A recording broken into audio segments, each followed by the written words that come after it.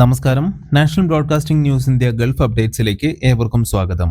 Delivery ബൈക്കുകൾ speed line വഴി സഞ്ചരിക്കുന്നതിന് വിലക്കേർപ്പെടുത്താൻ ഒരുങ്ങി ദുബായ്.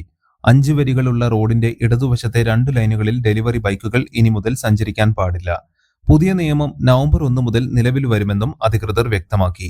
4 വരി, 3 വരി റോഡുകളിലെ ഏറ്റവും ഇടതുവശത്തെ ലൈനിൽ ഡെലിവറി ബൈക്ക് ഓടിക്കാൻ പാടില്ല. എന്നാൽ 2 വരി റോഡിലെ ഇരു ലൈനിലും ഡെലിവറി ബൈക്കുകൾ ഓടിക്കാം. ദുബായ് റോഡ്സ് ആൻഡ് ട്രാൻസ്പോർട്ട് അതോറിറ്റിയും പോലീസും സംയുക്തമായാണ് പുതിയ നിയമം പ്രഖ്യാപിച്ചത്. ആരോഗ്യമേഖലയിലെ സ്വദേശിവൽക്കരണത്തിന്റെ 2ാം ഘട്ടം നടപ്പിലാക്കാൻ ഒരുങ്ങി സൗദി അറേബ്യ. മാനവ വിഭവശേഷി മന്ത്രാലയവും ആരോഗ്യ മന്ത്രാലയവും സഹകരിച്ചാണ് 2ാം ഘട്ടം നടപ്പിലാക്കുന്നത്.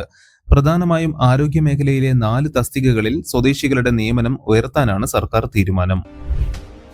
ഗുരുതരമായ ഗതാഗത നിയമലംഘനങ്ങൾ കണ്ടെത്തുന്നതിനും എമിറേറ്റിലെ ഹൈവേകളിലും നഗരങ്ങളിലും തെരുവുകളിലും വാഹനം ഓടിക്കുന്നവരുടെ അച്ചടക്കം മെച്ചപ്പെടുത്തുന്നതിനുമായി പുതിയ നീക്കവുമായി ഷാർജ പോലീസ്.